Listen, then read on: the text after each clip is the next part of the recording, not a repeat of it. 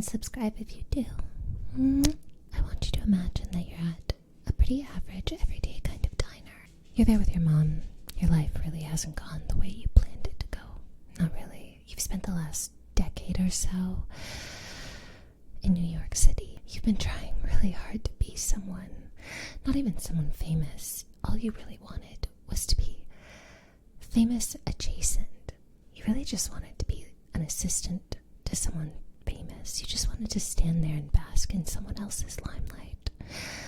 But even that's so hard in a place like New York. Mostly you ended up being the assistant to the assistant of someone.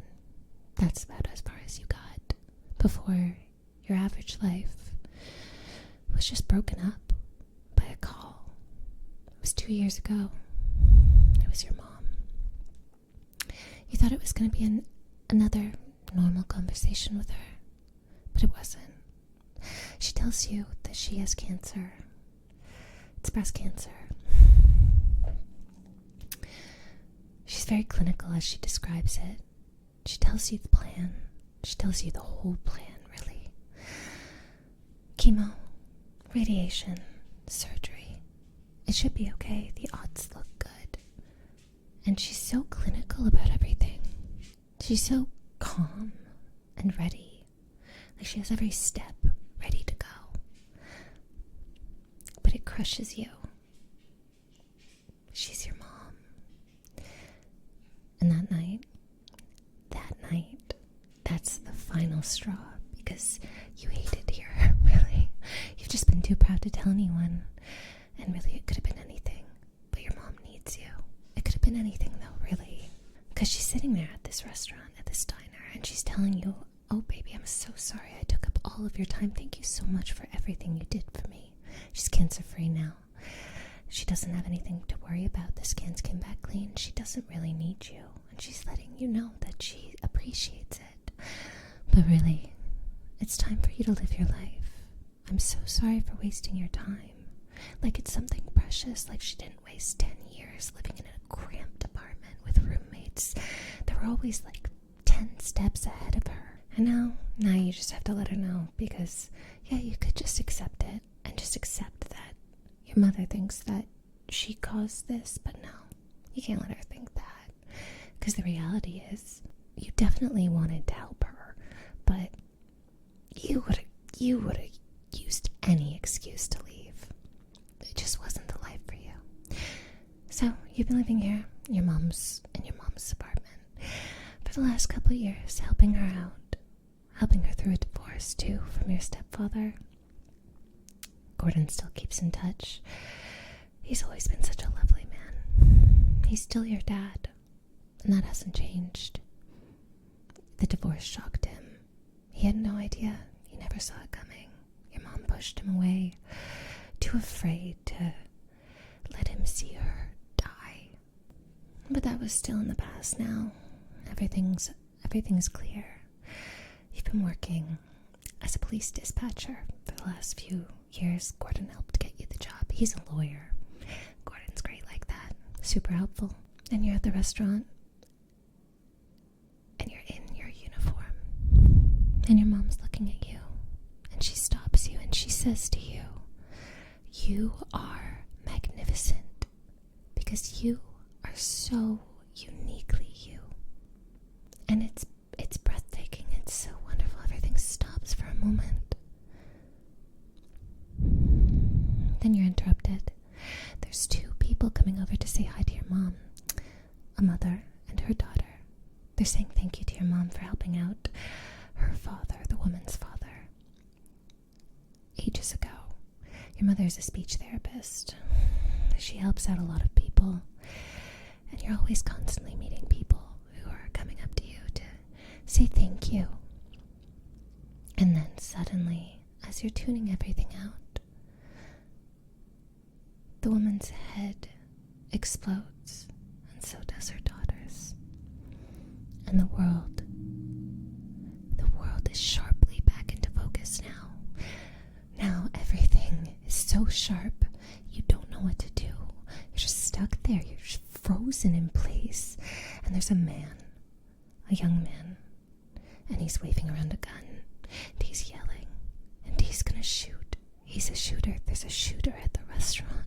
You look down, and the woman and her daughter, their heads are all over the place, their brains all over the restaurant floor. And that is how we start Pieces of Her by Karen Slaughter. And by the way, this book, oh my god, Karen Slaughter is something else, because I'm going to tell you when we get there, but I was listening to the audio version of this book, and I was like listening, and suddenly I was like, wow, this book must be coming to an end soon, because so much had happened. And then, bam, I check it, and guess what? There's literally 12 hours left. There's 12 hours left when I check it. I don't even know. She's insane. She's actually insane. Like, it's insane. It's a good book. I liked it a lot. I know there's also a TV show. This is actually about the book. The TV show has a few differences. I haven't really finished the TV show, but I do know that they changed a lot. And I'm not sure I agree with a lot of the changes anyways. Especially when you hear about the names and stuff. It just made me kind of sad that they changed the names of certain characters. And you'll see why. We go back to the diner, to the frozen girl who's just been told by her mother that she's magnificent. Now that there's like a shooter just in the middle of the restaurant who's just killed a mother and her daughter, who was just about to go off to college, who was just about to start her life, and now that's just over. That's just done. And we're there, and this is Andy, Andrea, as her mother calls her. Andy freezes. She's entirely struck by the panic at the sight of the two dead women on the ground and the active shooter in the restaurant in front of her, and the violent threat of the gun that's just suddenly there, breaking up the monotony of her everyday life. You know who doesn't freeze, though? Is her mother, Laura. Laura doesn't freeze. She's calm, dead calm. The gunman, you will find out later, is mentally ill. He's not well. His name is Jonah Hellsinger. He just shot his girlfriend, or ex-girlfriend. She dumped him, mostly because her mother always said that he wasn't good enough for her. But I mean, that's not much of a reason to shoot somebody, really. Plus, they were about to go off. She wanted to have a fresh start somewhere new. No fresh start now. What Jonah wants is to instill fear. He wants the world to shake and tremble in front of him. He's suffered, and now he wants the world to suffer with him. That's it, really. He wants them to be afraid, and he's about to go on a spree. He'd planned it. He'd gathered ammunition for months, and he finds that out later. He's a wannabe mass murderer. His dad had been in a shooting, had gotten shot, died on the job. And since then, this has been his plan. He'd fallen down the rabbit hole of terrible, the darkest parts of the internet.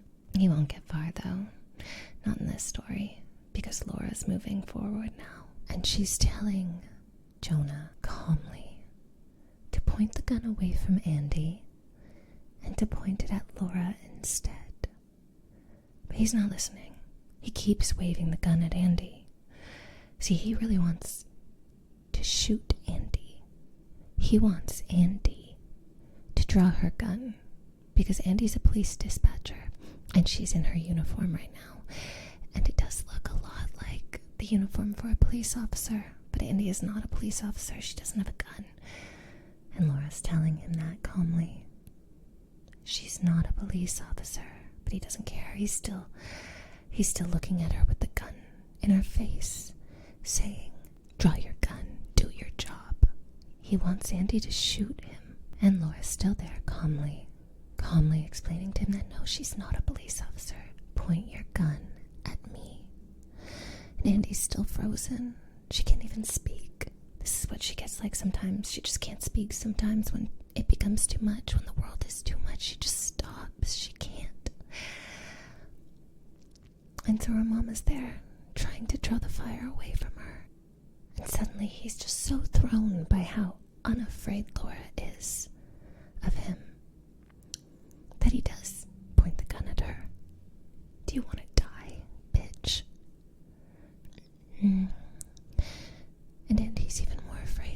because now he's aiming the gun right at her chest, right at the spot where they'd taken the tumor out, where she knows her mother is missing a breast, because that's the one they took. That's the one that had cancer. That's the one that's clean, now clear.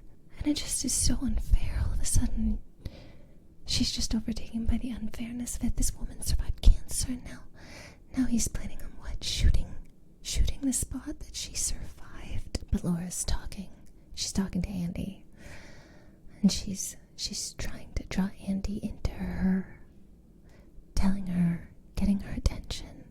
She's holding up her fingers in front of the man's face, and she's calm as she tells him, "You'll shoot me, and then my daughter will run out of here. Once you shoot me, because you're out of bullets." And she's holding up 5 with her fingers right up at his face, right so everyone can see. And she's telling him, "You've already shot 5 times. You're gonna leave. You're gonna run, Andy. You're gonna get out of here because you can get out of here before he can reload." Jonah, frustrated, angry that she's not afraid of him. See, he really wants that. He wants them to be afraid. He wants the fear. That's what he's really after. He wants to feel powerful. But Laura's not afraid. So he pulls out a knife. It's a long blade, long and sharp, but still Laura isn't afraid. She isn't afraid even as he brings the knife down at her, literally about to stab her, and she puts up her hand to block it and catches the knife, and it goes right through her hand. But there it is. It's hers now. She doesn't waste an instant before she has it, now gripped tightly by her skin where it's cut through her. And she turns her hand and she pushes it into his throat. She's holding him. She's holding him now by the arms. And it's hard to tell if she's pushing him or if she's holding him still to try and keep him from hurting himself further. But he falls either way, and it kills him. Just like that, Jonah's gone. It's later at the hospital that Andy finds out that Laura had hit the carotid artery. He died so fast. And Andy is shocked because her mother is literally a speech therapist, a divorcee, but a woman whose her entire life has just been so normal, just like a suburban mother. She doesn't even understand how she knew there was only 5 bullets left. Like, who counts bullets? Who is her mother, really? Another weird thing is, right as the ambulance was getting there, Laura was telling her, "Don't you dare talk to the police." Except for she didn't even say police, she said pigs. That was weird. The whole thing was really weird. Laura is recovering at the hospital right now, being treated. Her wounds are being treated. Her arm is being put in a cast. And Andy is waiting for her diligently, texting Gordon, who says that he's on his way. Not to worry, not to worry. And Laura is still vehemently refusing to talk to the police at all. The police who really want to question them. By the time Gordon gets there, it's getting quite late. Andy's stepfather, Gordon Oliver, is a lawyer. He's been in Andy's life for as long as she can really remember. And to him, he is her father. And he's always treated her like that and will always treat her like that. And by the time he gets there, he's there perfectly in time to tell the police to stuff it as they try and question Andy. He's already there, pushing back, reminding them of her rights, reminding them that they are both pretty traumatized and maybe they don't want to talk to the police right now. And, that guy was a shooter. The thing about Gordon is that no one ever thinks that Gordon is her father. Gordon is black. Throughout Andy's entire life, Gordon has always been very, very good at explaining to shopkeepers, teachers, anyone really who saw him with her as a child, that no, she's my daughter. I'm not kidnapping her. So it's strange that as she's waiting for Gordon, the man beside her this ruggedly handsome man beside her, strikes up a conversation with her, and then during that conversation motions towards Gordon and notes, "Oh, looks like your dad's here." See, that's weird. No one has ever done that. It sets off all the alarm bells. It makes Andy kind of terrified. Like, who is this guy? Does he know her mom? Who is her mother even? I mean, this whole day has been really crazy. Like, her mother killed someone. No hesitation. She didn't know her mother could do that. But she doesn't really have much time to investigate that further because Laura's coming out and she's telling the police to get lost. And she's waiving all of her rights. She doesn't want to stay at the hospital to recover, even though the people there do want her to stay because, you know, she's been through a lot and they want to watch her, they want to observe her. She's like, no, I'm fine, I'm going home. She's going home. She refuses to talk to the police, and she's good. Even Gordon is a bit shocked by all this, but Laura tells him very quellingly that there's no way I'm talking to the pigs about this. Which, again, really weird to hear out of her mother's mouth for Andy. And then, to pile on to all of this shock, Laura's telling Andy firmly that she wants her to leave. She wants her out of her house, that she has to leave tonight. She doesn't want Andy to stay. She knows that she said earlier that you can take your time and plan it out, but things have changed, and now Laura wants her out of her house. And Andy is so shocked. She's so hurt by it too. This isn't like her mother. Her mother and her might have fought a lot, but they weren't like that. They were never like that. There was never a lack of love. There was never anything like that. And Andy is just sitting there in the room she's been living in with her mother for ages, in complete shock. And she tells herself her mother's just dealing with post-traumatic stress. That's it. That must be what it is, because she did the same thing to Gordon when she had cancer. She pushes people away when she's frightened, and soon her mother will come back around, and the distance between them won't be so sharp. It's Andy's 31st birthday. She remembers as Gordon texts her that, of course, you can come over and stay with me. Don't worry, make your way over whenever you can. I'm sure your mother will come around. And happy birthday, kid. It's her 31st birthday. And literally her whole life, in a matter of hours, has been just completely turned upside down. Andy really does plan on leaving. She really does, but it just hits her so suddenly. Like, the whole day has been crazy. It's been such a crazy day, and suddenly she's just exhausted.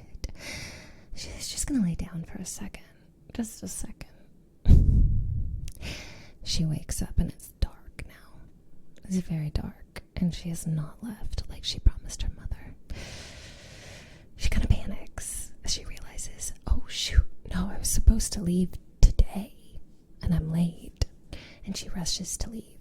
She makes her way out quietly and quickly as she can, trying not to disturb her mom, who's probably asleep after the crazy day they've had. When she's passing the garage, and she remembers the old bicycle that Gordon had mounted on the wall for her, that's inside there. It's Andy's bike.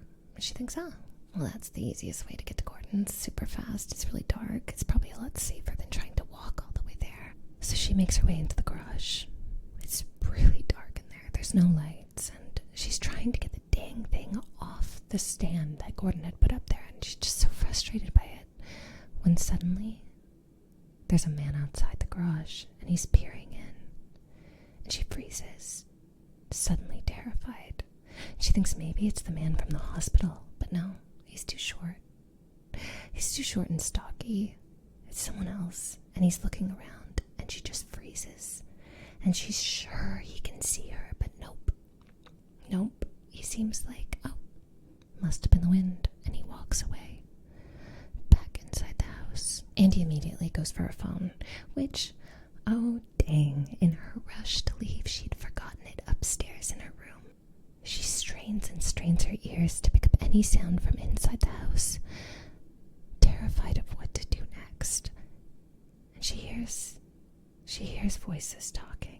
Absolutely terrified, Andy goes back inside the house. She grabs a frying pan, feeling not even slightly safe, even now that she's armed. She's almost shaking as she creeps her way towards her mother's room, and she hears two people talking inside, and she picks up some of the conversation. The man, "Where is it?" "I won't tell you." It's her mom's voice answering now. It's firm and it's clear. And Andy almost thinks maybe they're just talking. Maybe she knows this man and they're just having a conversation. But then she realizes something else. When he goes, "Are you still afraid of suffocating?" Now Andy can see. Laura looks terrified. Terrified of this now. She's gone from stubborn to terrified. Andy starts to panic, like really frickin' panic. And the man smiles at her and tells her he's gonna put a plastic bag over her head just to scare her, suffocate her a little bit, just so she's afraid. Then she'll tell him. And she still refuses to tell the man. Laura's still stubbornly refusing to tell the man anything, refusing to give in to the threats. Even though she does look terrified. She looks so scared, and Andy doesn't know what to do. The man goes to do it, and Andy's feet and body moves without her even realizing she made the decision, and she's bringing the frying pan down on his head, and bam! He's on the ground, and he's dead. He dies. She killed someone, and she's freaking out now because, oh my god, she's just killed someone. And now she can't even speak. She can't even think. She's like just white noise in her brain, like the buzzing in her brain, and she barely hears it as her mother's trying over and over again to reassure her, to tell her, you did the right thing. You protected me. You saved me. You did the right thing, Andy. And she's leading her away. She's leading her away from the body now. And Andy goes with her willingly, and she's kind of just entirely shut down. But finally, Laura's voice, her instructions are coming through now. Slowly, she's realizing what her mother is saying to her. And her mother is saying, "You need to leave. You need to leave now. There's sirens. The police are on their way. You need to go. Andy, let me handle this. You need to leave." And she's telling Andy to go and to find Laura's storage locker, her storage unit that apparently she has in a different town entirely from the town that they live in. And she's handing Andy a bag full of money and a burner phone and telling her to go and to not call anyone. Don't make Gordon lie for you. Do not make your father lie for you. You need to leave. Don't contact anyone. I will contact you when it's safe to come back.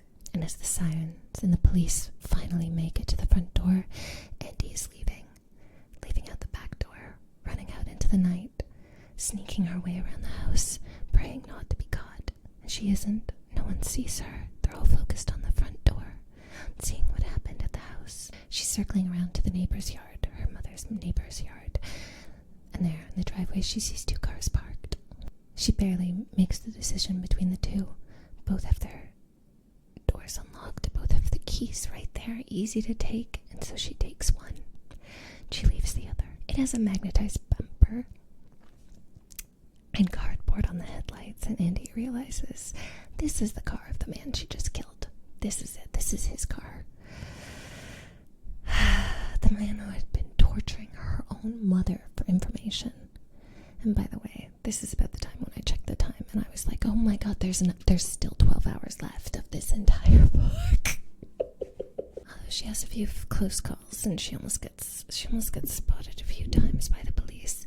Andy does actually make it to the town where her mother's storage unit is, although she has no access to the internet, so she has no idea where she's going. Luckily for her, the first thing she sees is a public library. Double her luck, as she gets there, it's early enough in the morning that the library is opened.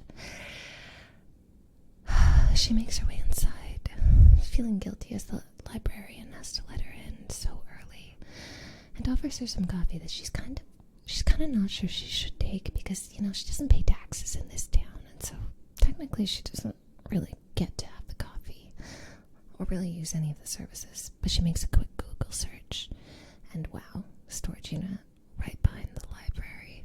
That's her luck. What she finds inside the storage unit is so strange. Andy is entirely thrown and starting to question whether her mother might be a spy? Maybe she works for the CIA. Like, she's just confused. Like, is her mother a criminal? Because inside the locker is an old car, a Reliant, and it looks brand new. It's an old car that looks like it has never been driven except for off the lot and into the storage unit.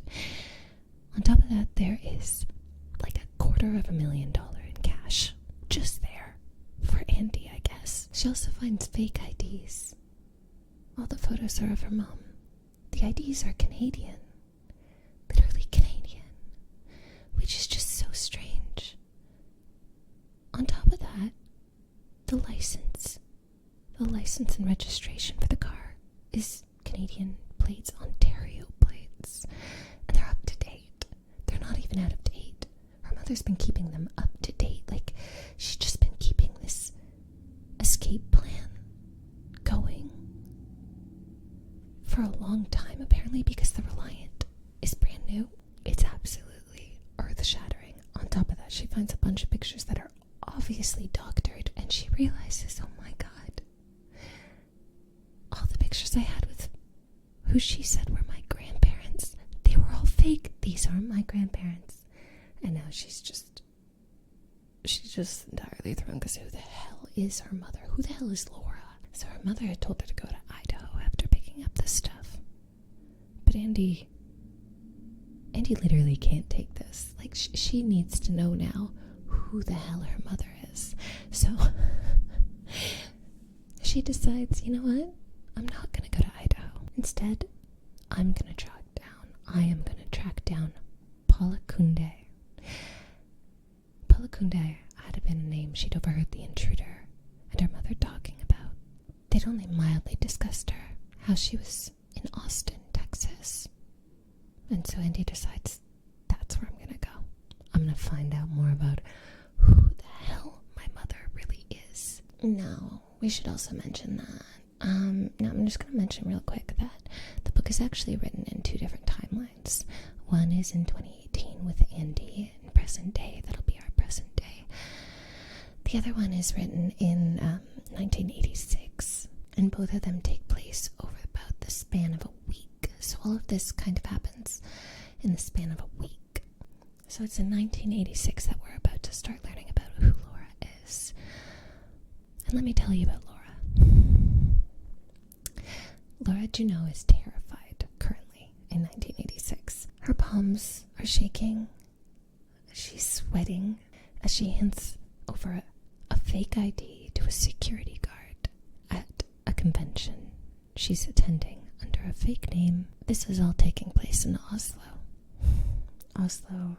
Norway. The fake identification reads Dr. Alexandria Maplecroft, and we find out she's literally the only woman scheduled to speak at this entire conference of doctors, which makes her quite impressive. The real Dr. Maplecroft. Now, see, the security guard is suspicious, probably because Laura is sweating, literally sweating like a pig right now. And the suspicion is further bolstering Laura's anxiety over all of it. And she's requesting more identification. And Laura doesn't know that this is going to work. She's just freaking out. She's freaking out. And then suddenly, Nick is greeting her. And he's flashing a charming smile at the security guard. Luckily for Laura, Nick is one of those people that's just ridiculously good looking. So much so that it either inspires, a need to validate and earn someone's approval from people, or the opposite, where they just immensely distrust him. That's how good looking he is. Behind him, trailing a softly smiling Andrew.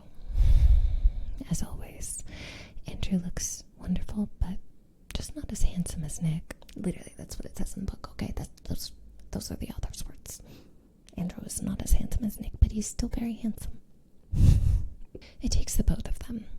Nick, charming, and then Andrew acting like his entitled self, to convince the security guard to let her through quickly. Andrew really seals the deal when he says, she has to be on a panel with my father very quickly. Maybe you should hurry this up, yeah? And it's that entitled tone that really, you have to be born into that kind of entitlement to really say Nick and Andrew are patting her on the back, reassuring Miles before they part ways again. And now Laura's terrified again. She doesn't really know what she should do. But she keeps moving. And she decides, you know what, maybe I'll go to the bar, have a drink real quick, try and steady my hands, steady my nerves. And she gets a drink at the bar. While she's there, she hears someone playing the piano. And she looks over and she immediately recognizes the girl. She's a prodigy. She's the youngest girl to ever play Carnegie Hall. She's a world-renowned pianist. That's Jane Queller, Dr. Martin Queller's daughter. Andrew's sister, the man who she's scheduled to speak with, on the same panel with. They start talking. Jane is curious about Laura, who she is pretending to be Dr. Alexandria Maplecroft. Says she's curious about who Dr. Maplecroft is, really, who could go up against him. And she looks intrigued, not annoyed, at someone who is so openly vocal against her father. Meanwhile, Laura tells Jane, you know, I saw you play once. My husband and I saw you play. Jane asks, which performance did you see? And so she tells her. Suddenly, Jane's giving an entire rundown of all of the mistakes she made during that performance. But saying, you know, it was still good. It was still a good performance. And this upsets Laura a bit, because honestly, all she's focusing on are her failings, her failures, instead of just being proud of herself for managing to perform so well, that she was so world-renowned at such a young age. That's when Laura tells Jane something she wishes she'd had the time to tell her own daughter before. You are magnificent because you are so uniquely you. It's the same words that Laura tells her daughter Andy.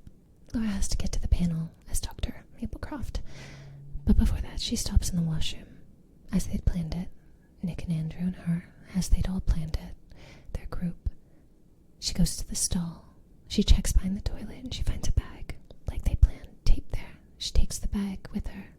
She's shaking now. She's shaking so much that as she approaches the panel, and she's supposed to get on the stage first because none of the other doctors really want to look rude by sitting down before a woman, but she's just frozen like a deer in headlights. But Dr. Martin Queller bustles his way past her, too impatient to wait for her to come to her senses, and takes the stage and begins to charm the crowd. She's shaking as she makes her way on stage, and she sits down. Dr. Maplecroft was a female doctor who'd stood vocally up against Dr. Martin Queller. Dr. Martin Queller was responsible for something called the Queller Method, a policy that tended towards discriminating against minorities and economic differences, immigrants. He owned dozens of institutions. His company was set to go public soon, actually. He was incredibly rich. Those institutions he ran, they were funded and were for providing assistance for people that were mentally unwell. But even there, his greed was immense. Dr. Martin Queller. People being admitted then released quickly or just refused altogether if they didn't meet his standard of who deserved care. The care was minimal, a joke really. Corners were cut at every opportunity to save money, to pinch every penny. Change of clothes because it's tomorrow. I was tired and it was very hard to keep filming in one day. See, Laura knows all about the Queller institutions. She knows firsthand, really, what happens to those discriminatory practices and what happens to the minorities who are discriminated against at those institutions. Her husband, who'd suffered a brain injury and never quite been the same, had been brought there, and then he had been sent away. And he'd been brought back and sent away and brought back and sent away, and he never got the help he needed. Dr. Martin Queller is beginning the panel. He's charming the entire crowd. before finally getting to what they're really there for, the true debate. And then Laura begins to speak and to argue. And speak she did, as she brought up the discriminatory practices of the Queller method and the Queller Corporation, really. Basically boiling down to, it's fine to be an optimist, but do you know how much it costs to house one patient? One patient for a year? $100,000. Where do you think the money comes from? I can tell you where it goes, though. Really, I can tell you where all that money ends up. Maybe one of your many vacation homes, your nice cars, your lifestyle, the private plane you flew on to get here.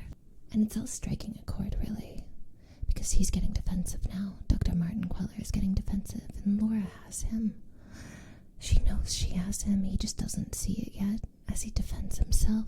And Martin seems like he's prepared for this, and he's dismissive, arrogant in his answers about that, explaining to the crowd of observers that it was just some construction worker. He wasn't a construction worker, Laura says. And this is where she becomes very calm, very sure. His name was Robert David Junot, and he was not a construction worker. And Robert had been so wonderful until the accident. He'd been hers.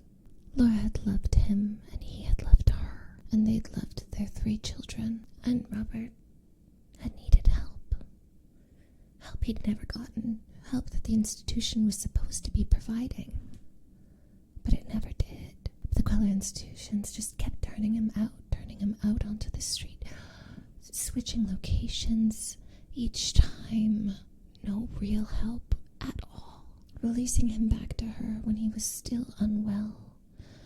Until finally Robert, not the same Robert at all that she'd married, that had loved her and her children so entirely, had taken their gun, their family gun, and shot each of his children, had shot Laura, and had then turned the gun underneath his own chin and shot himself. Laura had died that day, really, but she'd also survived the bullet. It had gone through her hip, and that's how she met Andrew Queller, and then Nick, and they'd all planned it. They'd all planned this moment out, and there she is. She's reaching into the bag, trying to find the dye packs she's meant to throw at him. Because there's Martin Queller. And he's there, he's recognizing her now. He realizes that this isn't Dr. Alexandria Maplecroft. This is Laura. And this was her moment to bring to light all the harm that his company had done. But when she reaches into the bag, her fingers don't touch dye packs. No. When she reaches inside the bag, she realizes it's too cold, it's too heavy, harsh.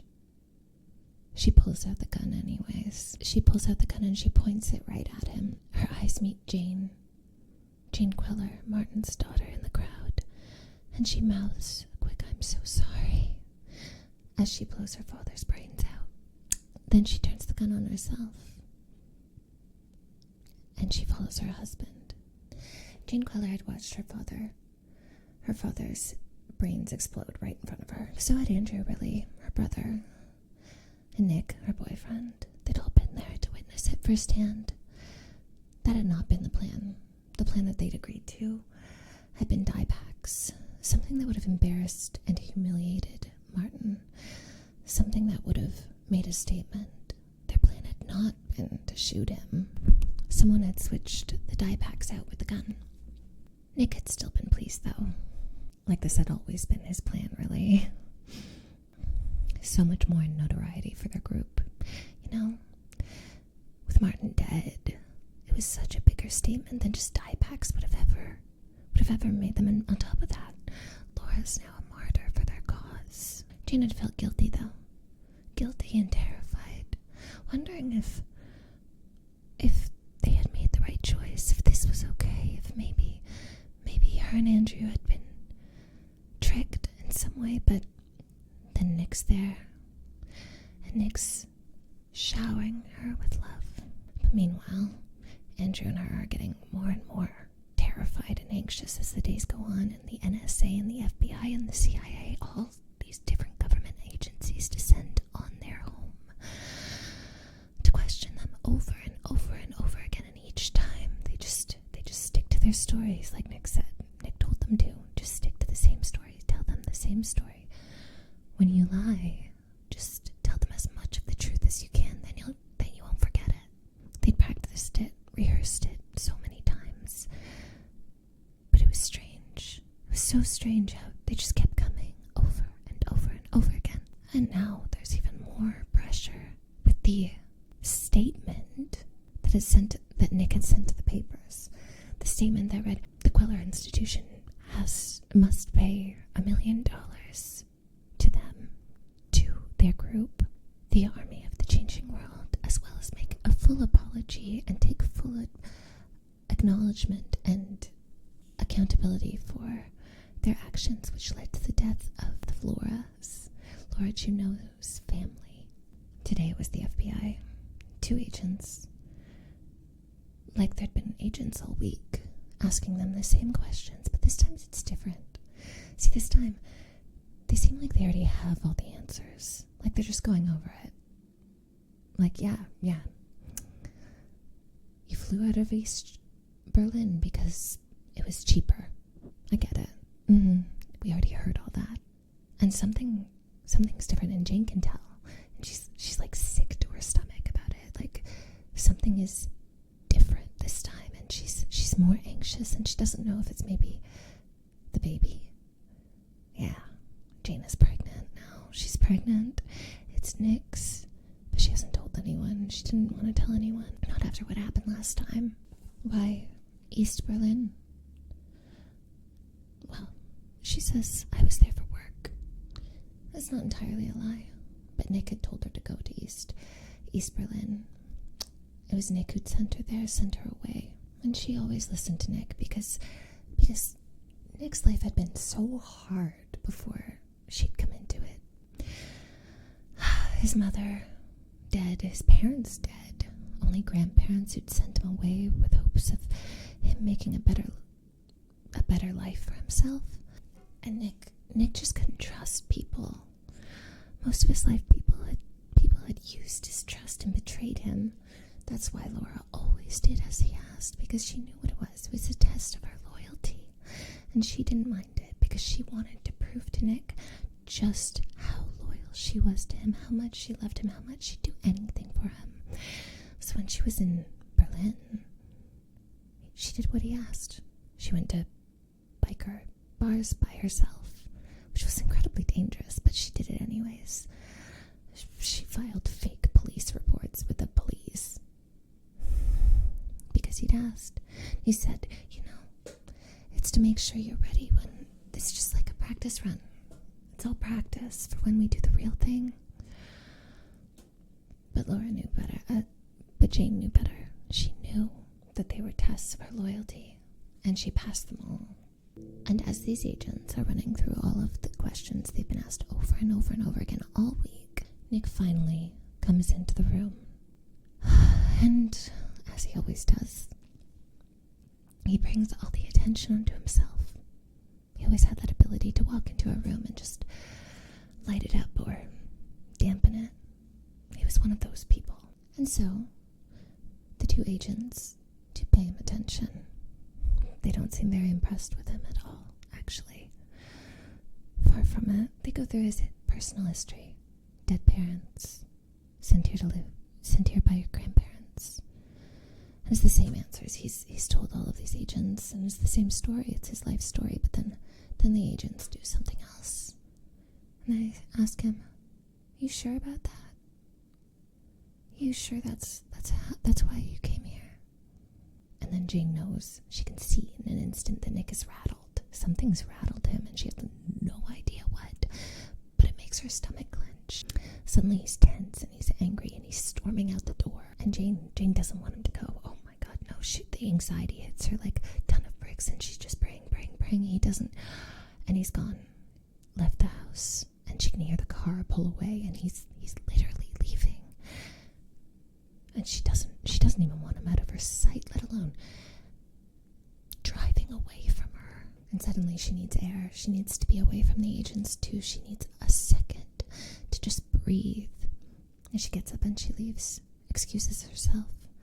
Her brothers, Andrew and Jasper, worry for her, but she reassures them, no, I just need some air, I just need some air. None of them know she's pregnant. She hasn't told anyone yet. She feels like she might be sick. See, it wasn't the first time she'd been pregnant. She'd been pregnant before. But last time, she wasn't allowed to keep that one. She'd been beaten within an inch of her life. Honestly, it's how Andrew was fully convinced to commit to this plan. Nick had shown Andrew the pictures of her beaten body. He'd been clinging to some loyalty to his father, but when he'd seen the pictures, the bruises of her beaten face, her beaten body, he'd been all in bringing down their father. He'd become incredibly resolute. And she's going over all this in her head as she makes her way to the garden. But as soon as she gets there, lo and behold, she's got company. One of the agents is already there, outside smoking a cigarette. And the smell makes her nauseous. She's freaking pregnant. The smell is bothering her, and the agent is determined to talk to her, to get to her. He starts talking about cults, He starts talking about Manson and all sorts of cults and all these men, these charismatic, charming men, so arrogant, who thought they were so much more intelligent than they actually were, who managed to convince all of these extremely intelligent but vulnerable people to join them until the end, until ruin. And Jane wasn't stupid. She knew exactly what he was talking about, that he meant Nick. But, that's not Nick. Not really. She knows Nick, and he's not a cult leader. She loves him. She knows him. They've been together for 6 years, okay? They know each other. But then she can't even help thinking about it. Even as she's storming away from the agent, she can't help but think of how she always feels like a yo-yo when it comes to Nick. He'll push her away. And then suddenly, he's pulling the string, and she's the yo-yo coming right back into his hand again. And it's an earworm of a thought, because it's not going to leave her now. And she's so overwhelmed by all this that she literally cannot take it anymore. The anxiety's too much, and she's telling Jasper she needs to leave. She's leaving. She can't be here now. And Andrew's offering to come with her. And Jasper has no idea what her and Andrew have been doing. Jasper has always been their father's golden child, the oldest brother, the one who took over even after their father died to continue Martin's work. Andrew grabs the keys, and they're out the door together as she forces him to pull over, and she's throwing up outside of the car. Andrew's there, trying to comfort her, saying it's okay, we'll find him, we'll go see Nick, when she says that we need to go see him. And even though he seems so sick right now, some sort of cold he said he picked up on the journey to Oslo that just won't leave him, he's still such a calming, comforting presence to her. She says we need to go see him. And she tells him as well, you should definitely see a doctor. And Andrew just laughs, because when am I going to get to see a doctor? After everything that's happened, we have no time to see a doctor. It's fine, we're just going to go to the safe house. So they go, and when they get there, they're greeted by the rest of their group. Nick had given them all code names, but Paula was really the only one who was insistent on using it. If you called her anything else but Penny, she'd be there swearing in your face, saying, "What the hell did you just call me? You don't call me Paula, it's Penny." By the time that Jane and Andrew show up, Paula's already incensed. She's swearing, cursing, screaming at all of the rest of the group. What the fuck happened? It was supposed to be dye packs. What the hell happened? What a stupid stupid mistake. What a stupid change in the plans. This isn't what we agreed on. This wasn't Nick's plan. How dare one of you go against Nick? And of course, she takes her ire out on Jane. Jane, who she hates so much. She calls her dumb bitch at every turn. Paula's one of those people who just constantly is just raging. The only person who can calm her down, turn her into a little kitty cat, is Nick. So when Nick steps in, and already he's there calming her down, telling her, no, this is a good thing. We have so much more notoriety now. We have so much more influence. We're gonna be in the history books, Penny. That's when Paula changes her tune entirely, and she's just like, yeah, oh my god, you're so right, Nick. You're right. And Nick's rallying the group, and all Jane can think as she watches him, now that she's over the fear, the separation anxiety, is she just keeps thinking of what the FBI agent said about cults, about how they rope in so many intelligent people, reasonable people, and make them believe the craziest things, and how she just feels like a yo-yo in his hand. But she's still so torn, because really, that can't be right? That can't be right. I mean, she loves Nick. She knows him better than anyone else. That's the reason Paula hates her so much. She's jealous. Not much time to think about that, because Nick is telling Jane to go check on Dr. Maplecroft, who they have at this safe house tied up in another room. Paula tries to intercept her, says, you know what, no, don't send her, let me do it. Let me handle it. She can't handle that. But Nick shuts her down easily and insists that Jane go see to Dr. Maplecroft. So she goes, and she sees her, and she's tied up and gagged to a chair, and it's a lot, because this isn't what she wants. She doesn't want to be hurting people. Like, Dr. Maplecroft has done nothing to her. She can't stand it. Jane can't stand the violence of it all. And with her thoughts a giant mess, she goes over to Dr. Maplecroft, and she asks her in a low voice, if I take out the gag, can you be quiet? But the instant it's off, Dr. Maplecroft is screaming down the house, wailing, screaming, and the whole group is suddenly just there, and she's kicking out, and she's getting out of her bindings, and she's making an escape attempt, and she nearly escapes, but then Nick has her, and he's beating her hard, so much that she's on the ground, and then he's beating her still, and then her head's cracking onto the floor, and she's dead, just like that. But none of them have any time to process any of this, because the FBI is now breaking down the door, and they've found their safe house, and they need to run now.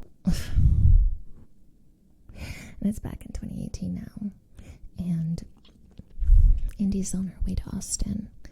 She's been trying to find Paula online this entire time.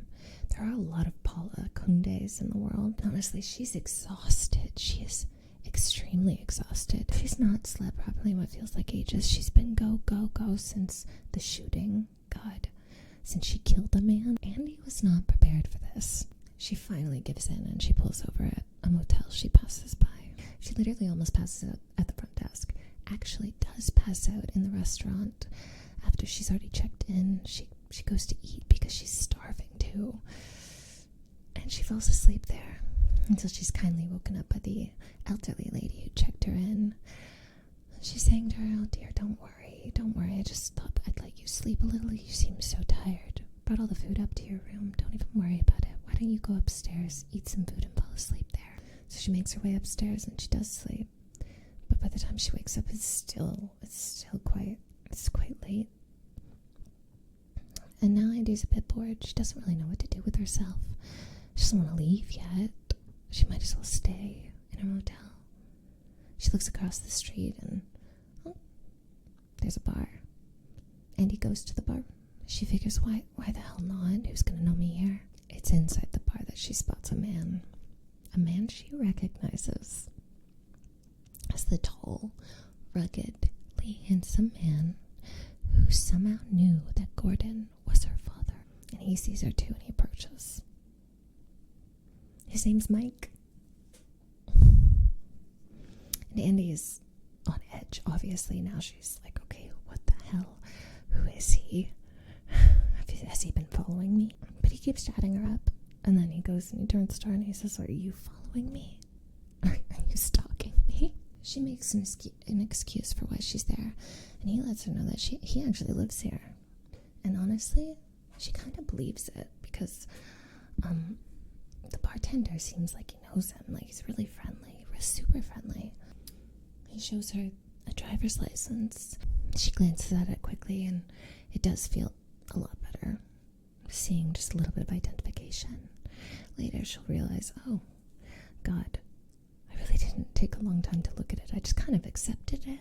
But right now, she's finally asking the question that's been eating away at her. Then, okay, but then how did you know that Gordon was my father? And he looks mildly embarrassed as he tells her, I read your texts. I saw you texting him, and at the top of your text chain it said Dad, so I figured when I saw him come in and you looked like you knew him, it would have been him, and I saw that he was saying, oh, I'm on my way, don't worry, I'm on my way, and when he got there, just figured it was your dad. And it does all make her feel a lot better, to be honest, so much so that she can finally get a good look at him and really appreciate that he's quite handsome, to be honest. He feels like a man, like that's how it's described in the book. Okay, then I'm not just saying, oh, the other boys she dated felt like boys, like to Jane. Mike feels like a man, whereas everyone else she's ever really seen has always felt like a boy. And maybe it's that. Maybe it's the weird, sudden attraction she's never felt before. Or even the alcohol, or a bit of both, because suddenly they're flirting. They're flirting, and she really likes him. He's very charismatic. Maybe that's why as he walks her out to his car, and as they go to part ways, and he decides, fuck it, and she goes and she just kisses him. and he's so confused by herself because she never does stuff like this. She never just grabs a man and makes out with him, but he's kissing her back, and it's getting like really hot and heavy. And you know what? Screw it, because her hand is going down south, and she's just really into it. She's never felt this kind of passion. Like her hand's going down south, but suddenly he's laughing and he's pulling away because her hand had not grabbed what she thought it was, but instead, and he pulls it out. He pulls it out, and it's a rabbit foot keychain. Oh, my keychain, Mike says, and he's laughing. But then suddenly he's serious, and he's backing away, and he's just like, you know what, I never do this. I don't do this. You're so beautiful, but I don't do this. And Andy is like so embarrassed because she doesn't do this. She's trying to tell him, I don't do this, but there's no way he's going to believe her now because she just launched herself at him, and she's so embarrassed. And he gets back into his car and goes to leave, and she goes back to her motel room, and she's so freaking embarrassed. And then it hits her. She recognized the keychain. She knows the keychain that he just pulled out. That's the same keychain she saw in the other car back at her mom's house, at her neighbor's house. It was the keychain in the other car, because there were two cars. She had taken the intruders, but there had been another car there. Another open car. Same rabbit foot. That was Mike's car. She's out of there like a bat out of hell, really, because now she's heading straight to Austin. No shortcuts now. No dilly-dallying, because she's on her way. And it does take her a while, but finally she finds a Paula Kunde online. And she tracks her down in a really funny way. She finds a professor at a university named Paula Kunde, and she finds out a lot about her on the site Read My Professor. And Paula does not get a lot of good reviews, just gonna say that. She tries not to judge, Andy tries not to judge, because she figures a lot of the students are just pissed off that they didn't get an easy A in a course, but there's a lot of negative reviews there calling her crazy and a bitch, and oh my god, a lot of that. So her investa Googling, which by the way, it doesn't come from me. Literally, that's what Karen Slaughter writes in the book, Invested Googling, which I actually really enjoy. She tracks her down and goes to her place and knocks on her door. And Paula Kunde is a right mean old lady. And it's Paula. She's older and she's angrier. She's lashing out at Andy almost immediately, asking her who the hell she is. Get off my lawn. Get away from my house. She's right up in her face, angry. But Andy actually feels a little bit off about all of it. And she just decides, you know what? I came all this way. I got to figure this out. And she realizes, that's weird. Paula's wearing a scarf. And it's a weird little addition. It's boiling hot. It's Austin, Texas. And it's really freaking hot for a scarf. And it looks so out of fashion with the rest of her outfit that she decides, you know what? I'm gonna go out on a limb here. And Paula's threatening to call the cops. Like, if you don't get out of here, you dumb bitch, I'm gonna call the cops on you. But no. And he's like, okay. Yes, call the cops if you want. But when the cops show up, you're gonna have to explain to them why you have a strangulation mark on your neck. This stops Paula. And he's going out on a limb here and figuring that Paula must have been visited by the same intruder that her mother was visited by. Paula relents a little bit at this and tells her to get her dumb ass inside. Very much threatening to hurt her, do something to her, call the cops again. She doesn't hurry up and get to the point of why she's here. So Andy gets to the point and she asks her about her mother, about Laura. Paula kind of switches it up now. And all of a sudden she's telling Andy, you know, you're not going to learn much about your mother from me. We were never very close. She was closer with Clara. Clara lives in Illinois. She's so irritated, and she obviously wasn't very close with her mother. Or at least they weren't friendly, because she's very pettily looking at the TV and pointing to Andy and saying, you see that? And on the TV it's a video of the shooting at the diner. And Andy's been avoiding it, but it's been playing nonstop since the shooting. It's so weird how calm Laura was when she was killing that boy. And Andy doesn't like the fact that this woman, who obviously hates her mother, is suddenly saying the exact same thing that Andy herself has been thinking nonstop this entire time since the shooting. You know, it is weird how calm she was. And was she pushing the boy away, or was she trying to hold him still? Because it certainly looks like she was pushing him away so he would die. But I mean, it's strange. And she doesn't understand her mother anymore. Everything she thought she knew about her mother, it all seemed like a lie. So she decides to take Paula's advice. She gets the information for Clara, makes her way there. As she's leaving Paula's house, though, opening the door, right outside is Mike. And Andy just loses it. She just loses it because she's so exhausted and she's pissed off and she's annoyed and embarrassed, and he made out with her and he had followed her, and there she just lunges at him and starts hitting him. She gets him good. She kicks him right in the sensitive parts, and he's on the floor. He's done. He was not expecting, nor did he really seem like he was fighting, but he was not expecting her to just go entirely ape on him just like that. And he's like groaning and moaning in pain, and she reaches down. She literally takes his keys. She figures, you know what? I'm just gonna take your freaking car then. Should have taken yours in the beginning. She takes the stupid rabbit foot keychain, grabs it, and takes his car and leaves a cursing Paula, who's just so pissed off that she's done this right on her lawn, and very in pain and